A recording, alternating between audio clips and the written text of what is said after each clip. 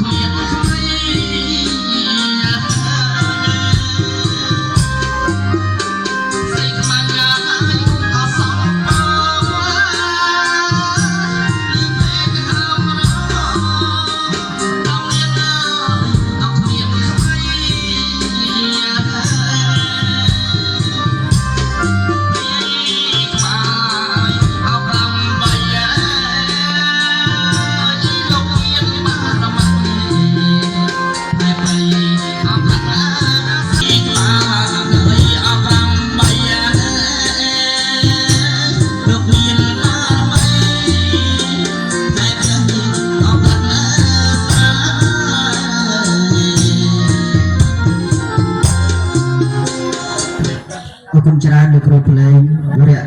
ទី1បានបញ្ចប់សពគ្រប់ហើយចូលដល់វរៈទី2លើកដៃទាំងអស់គ្នាគុណប្រុសគុណស្រីដើម្បីនឹងប្រះកាយជើងដល់ទេវពលីជាវរៈទី2ជំនុំច្បាប់ដូចតទៅ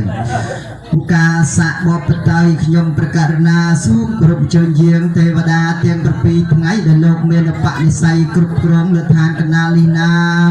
ដែលមាននាមថាទុងសាទេវីកោរគៈទេវីរាគជាសាទេវីមន្តាទេវីកិមរាទេវី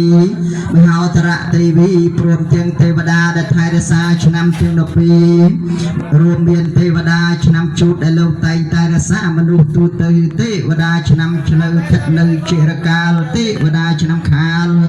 មានធัวសប្បុរសទេវតាឆ្នាំថោះមានចិត្តសន្តោសយោងទេវតាឆ្នាំរោង